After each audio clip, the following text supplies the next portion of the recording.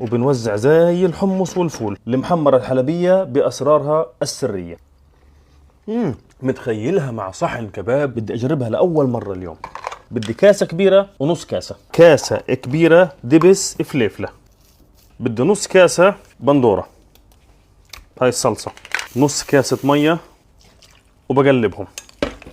الحركة هذا عشان اخلط الفليفلة مع البندورة ويتجانس طعم الأشياء المتشابهة. بس تعطيني هذا القوام.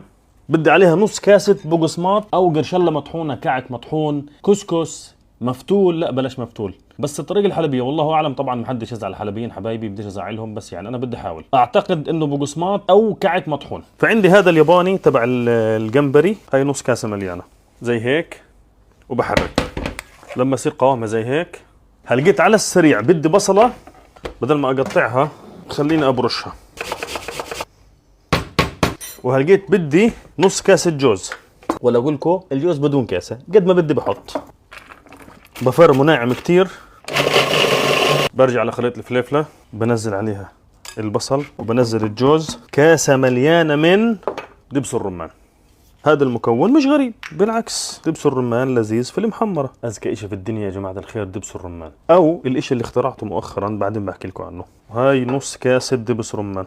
بغسلها عشان أحط نص كاسة من المكون الغريب بالنسبة لي اللي أنا استغربت جدا منه، بس لأني بحبه بحب أحطه في كل إشي. الطحينة نص كاسة. كاسة من زيت الزيتون البكر الممتاز اللذيذ. ممكن تحطوا نص كاسة وتكملوا بعدين، ولكن أنا بقول حطوا كاسة كاملة على الأقل. بدي ملعقة صغيرة مليانة كمون. بدي ملعقة صغيرة مليانة شطة حمراء فليكس. دبس الفليفلة والبندورة فيهم ملح، فبدناش نكتر ملح. هاي ملعقة صغيرة مليانة ملح البحر من اللذيذ الرائع. أنا من عندي بدي رشة فلفل أسود.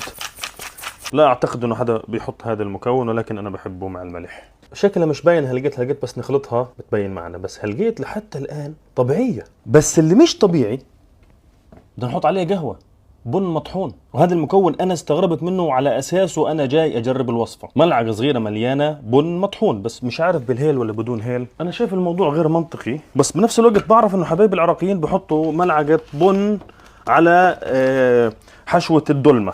فبطلت أنا بسمع بطلت أستغرب من أي حاجة هالأيام. خلص المهم أجرب وأشوف بنفسي. ملعقة بن حاسسها قليلة على هذه الكمية. خلينا نحط ملعقة كبيرة أو ملعقتين صغار مليانين.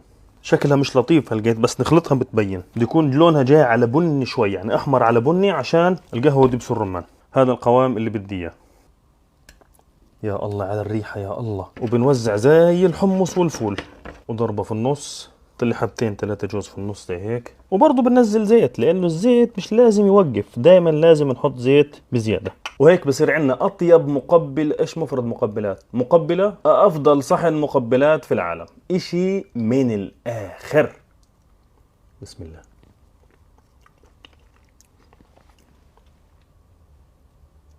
الله. متخيلها مع صحن كباب لسه طالع عن الفحم. مالحة شوية، أنا كترت ملح. الملح حطوا ملعقة صغيرة مسح، مش مليانة، أو بدون ملح ودوقوا وبعدين ضيفوا إذا بدوا. بدي أرقص من حلاوتها. يا ريتني شوت كباب. على سيرة بدي أرقص، إيش الموسيقى اللي خطرت على بالكم؟ شقرة مالك زعلانة وعيونك عشقة. خلص صرت بدي أشوي كباب هلقيت. مش عارف في لحم في الفريزر ولا لا. حبايبنا اللازم